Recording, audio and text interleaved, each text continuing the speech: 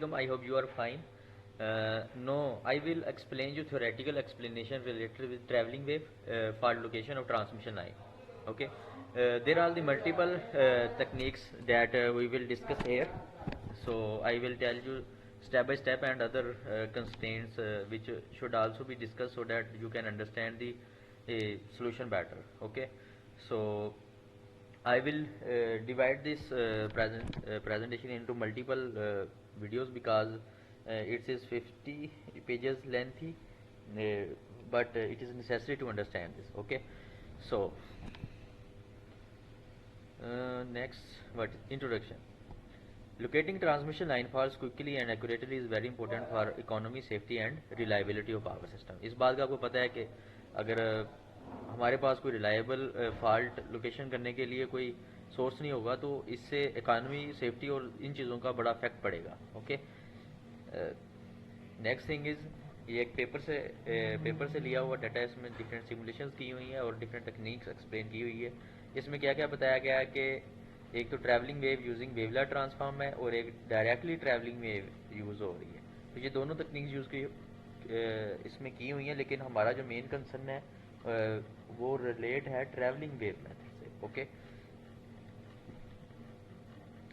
Wavelet transform ये latest है. ठीक है, होता क्या है इसमें कि इसमें better resolution for locating a transit event in time domain over traditional method such as Fourier transform method.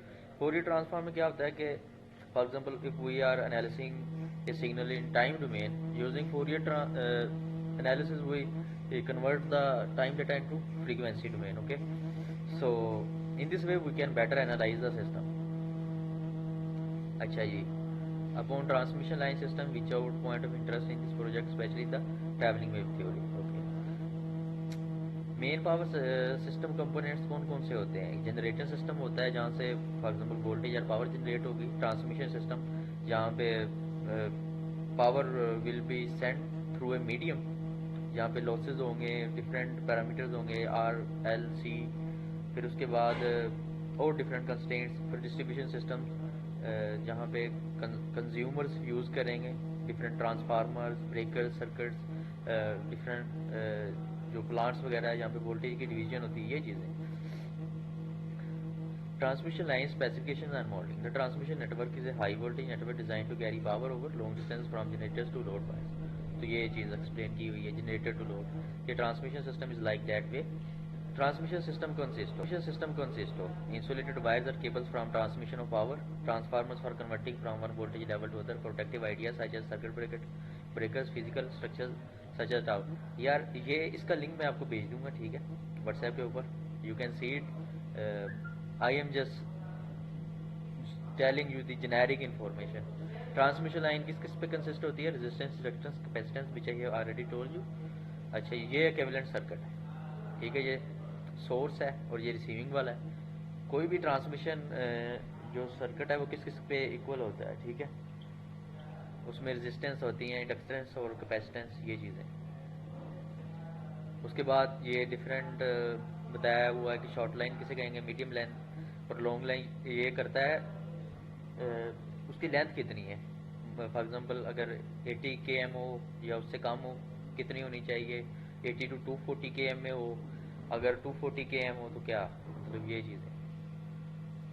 ये different phase which are possible in the transmission lines वो होंगे, ठीक है जी. Protection schemes for transmission lines, ये वो explanation है.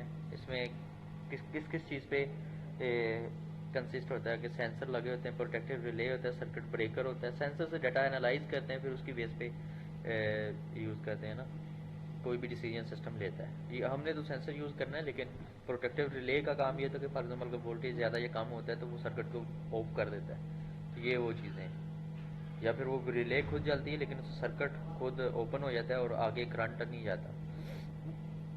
Primary protection and backup protection, ये चीज़ें. You can see read all the things. I will just explain you at the end के हो क्या रहा है इसमें. This is a wavelet transform. I think we don't need to understand to explain this, but for the defense you need to to add this explanation that we can also use this one. Advantages